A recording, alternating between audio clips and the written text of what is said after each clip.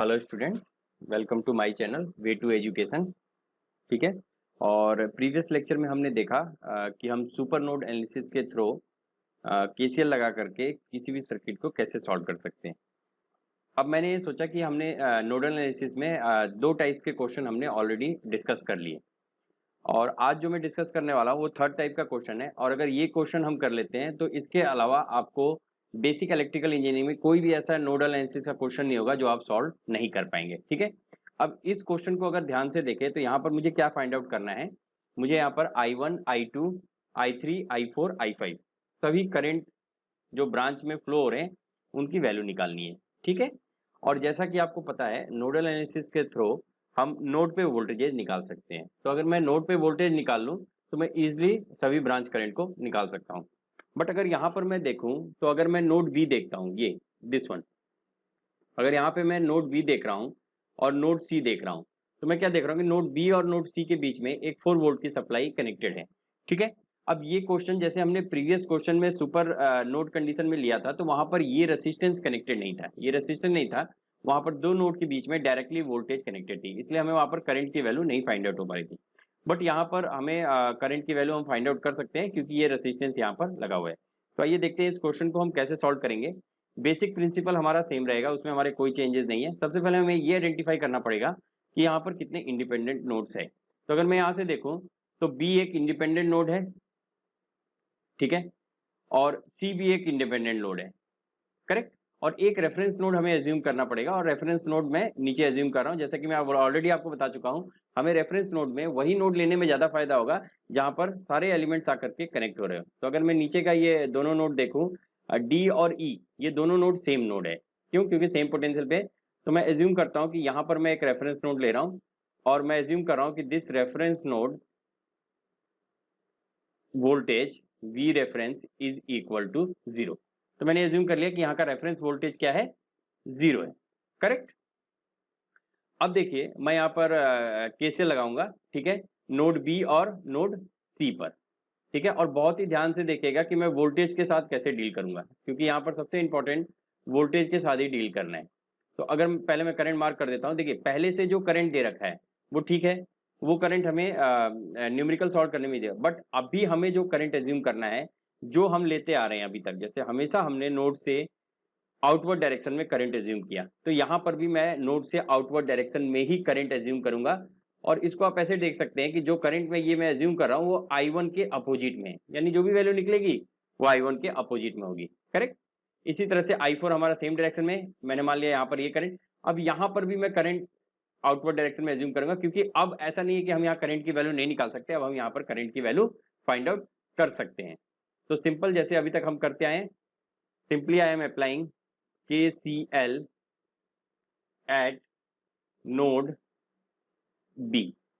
ठीक है, केसीएल में लगा रहा हूं नोड बी पर। तो अगर मैं नोड बी पे कैसे लगा रहा हूं तो इस करंट की क्या वैल्यू होगी, देखिए यहाँ पे मैंने वोल्टेज एज्यूम कर लिया VB, और इस वोल्टेज को मैंने एज्यूम कर लिया VC, नोड वोल्टेज। ठीक है, अभी तक ऐसे ही करते आ रहे हैं। अगर आपको नोडल में, मैं फिर से कह रहा हूं, अगर कोई भी डाउट है तो आप मेरे प्रीवियस 2 वीडियोस को देख सकते हैं, वहां से आपको सारे डाउट्स क्लियर हो जाएंगे। ठीक है। तो अगर मैं यहाँ पे देखूं VB और VC, नोड वोल्टेज मैंने एज्यूम किया है, तो अगर इस करंट की वैल्यू मैं आपसे पूछूं तो क्या होगा, VB -12। -12 क्यों? क्योंकि जब करंट की डायरेक्शन में हम चल रहे हैं तो हम जा रहे हैं पॉजिटिव से negative, means there is a voltage drop, and if there is a voltage drop तो उसको हम कैसे लेंगे, माइनस में लेंगे। तो VB -12 अपॉन 2, एक करंट मैंने लिख दिया, plus VB minus VR upon 10, VR already 0 है, इसलिए इसको मैं लिख सकता हूं VB अपॉन 10। ठीक है, VR लिखने की मुझे जरूरत नहीं है। अब यहां पर देखिए बहुत इंपॉर्टेंट है, अगर यहां पर मैं देखूं तो VB और VC, अब ये अगर ये मेरा करंट का डायरेक्शन है, मैंने जो एज्यूम किया है उसमें अगर ये मेरा करंट का डायरेक्शन है तो मैं कैसे जा रहा हूं, फ्रॉम पॉजिटिव टू नेगेटिव।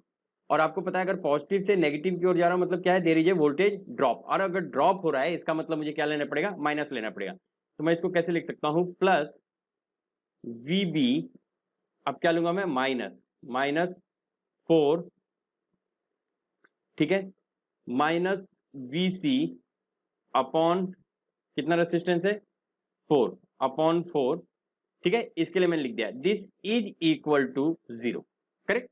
तो ये मैंने केसीएल नोड बी पे लगा दिया। अब मैं इसको सॉल्व कर लेता हूँ थोड़ा सा, ठीक है।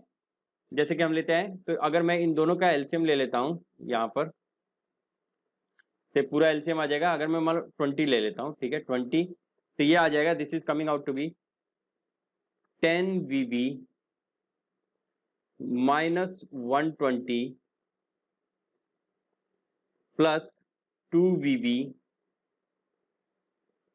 Plus 5 VB minus 20 minus 5 VC, और ये पूरा मिला के क्या है, इज इक्वल टू 0। अब ये यहाँ से यहाँ जाएगा 0, तो ये 0 हो जाएगा।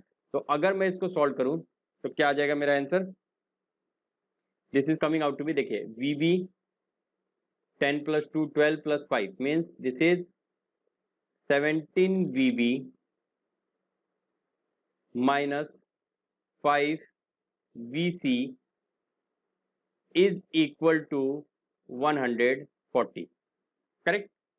माइनस 120 माइनस 120 इस साइड जाएगा तो 120। This is equation number 1। तो मैंने केसीएल एट नोड बी जो लगाया उससे मुझे ये इक्वेशन मिल गया। अब सिमिलरली मुझे क्या करना है, I have to apply KCL at node C, ठीक है। अब नोड सी पर सेम वही प्रोसीजर फॉलो करेंगे। पहले मैं करंट मार्क कर देता हूं।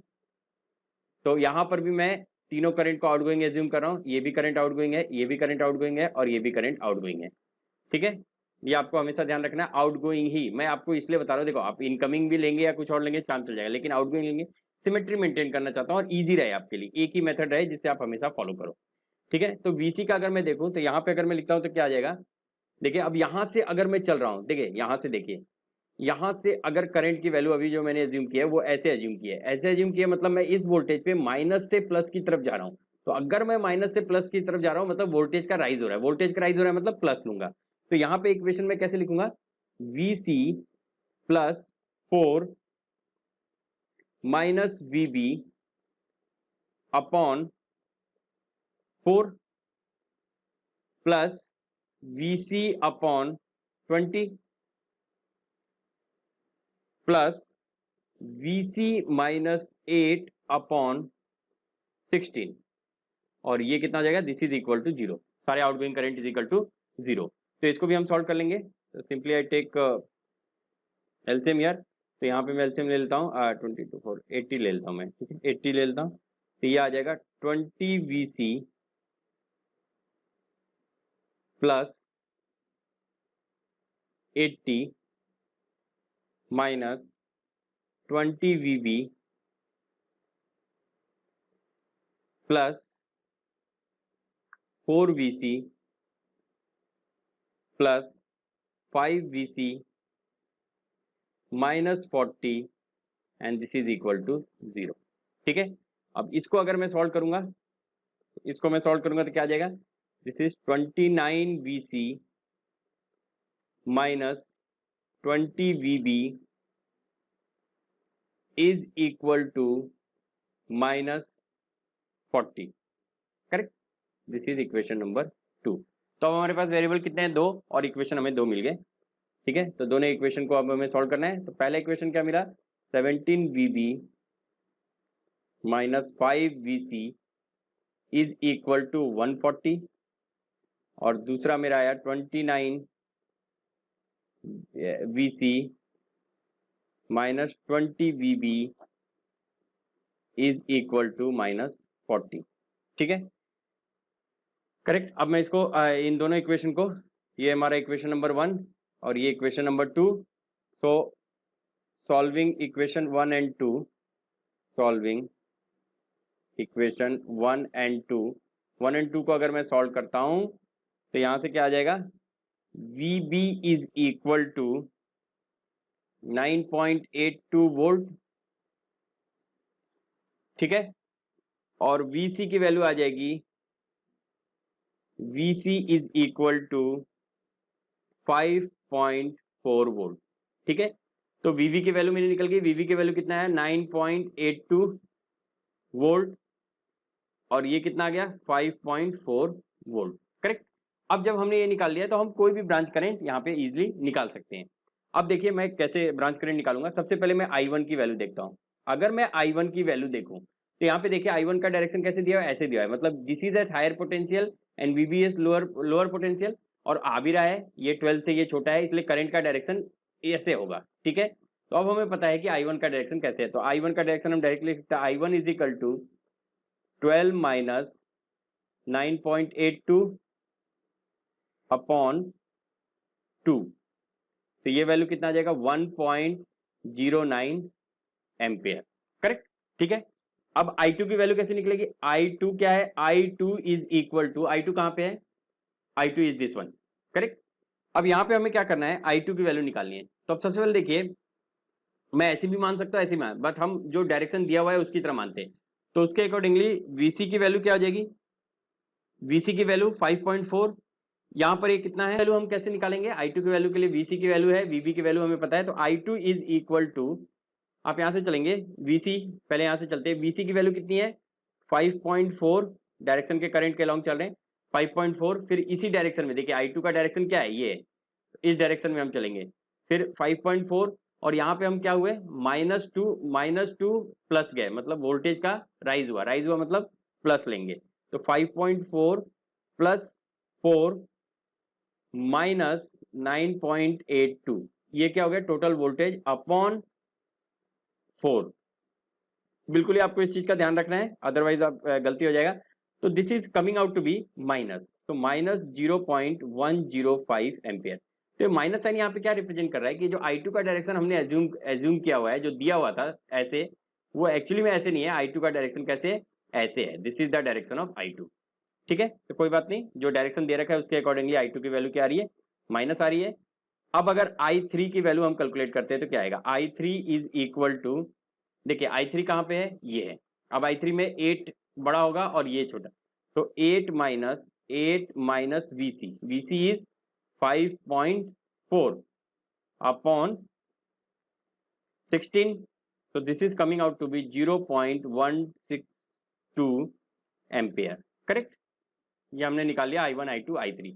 अब अगर मैं I4 की वैल्यू निकालना, I4 कहाँ पे है, I4 है आपका I1 I2 I4 this one, तो ये तो सिंपली निकल जाएगा VB अपॉन 10, I4 बहुत ईजी है, VB अपॉन 10, तो VB की वैल्यू हमारी क्या है 9.82, so 9.82 upon 10, so this is coming out to be 0.982 ampere. Correct, और I5 क्या हो जाएगा, I5 is equal to, I5 कहाँ पे, यहाँ पे है, तो VC अपॉन 20 क्या हो जाएगा, VC अपॉन 20, तो VC की वैल्यू कितनी है आपकी 5.4, तो 5.4 upon 20 is equal to 0.27 ampere.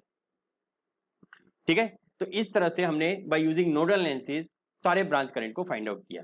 ठीक है, और मुझे लगता है कि जो 3 लेक्चर में, जब मैं पहले दिन में नोडल का मैंने क्वेश्चन कराया, उसके बाद मैंने सुपर नोड का एक क्वेश्चन लिया, और ये क्वेश्चन, अगर ये तीनों क्वेश्चन जो मैंने आपको समझाया है लॉजिकली, अगर वो बिल्कुल ही क्लियर है, तो नोड एनालिसिस का आप कोई भी क्वेश्चन कर सकते हैं जो कि आपके बेसिक इलेक्ट्रिकल से रिलेटेड है। ठीक है, मैं यहाँ पर आपको डिपेंडेंट सोर्स और उसकी बात नहीं कर रहा, क्योंकि वो आपके नेटवर्क थ्योरी का सिलेबस है। मैं इस सीरीज में, लेक्चर सीरीज में केवल आपको बेसिक इलेक्ट्रिकल इंजीनियरिंग कवर कर रहा हूँ। तो बेसिक इलेक्ट्रिकल इंजीनियरिंग के कोई भी क्वेश्चन अगर नोड एनालिसिस पे आता है, और आप ये 3 लेक्चर अगर मेरे ध्यान से देख लेते हैं, तो आप कोई भी क्वेश्चन गलत नहीं करेंगे। सबसे मेन चीज है कॉन्सेप्ट को समझना। अगर आपको पता है कि हाँ ठीक है ये कॉन्सेप्ट है और ऐसे इंप्लीमेंट करना है, तो आप इजीली क्वेश्चन सॉल्व कर सकते हैं। नंबर ऑफ क्वेश्चन सॉल्व करने से आपका कुछ नहीं होगा, different types of question solve करने से आपको आएगा। ठीक है, तो this is all about the class, and I think everything is clear about the nodal analysis. अगर इसके बाद भी आपके कुछ डाउट्स रहते हैं या कोई प्रॉब्लम है, तो you can put it in the comment section कि मुझे क्वेश्चन करना है ऐसा है, मैं उसका भी सॉल्व करके वीडियो बना दूंगा। तो this is, I think this is clear to everyone. So thank you for the class.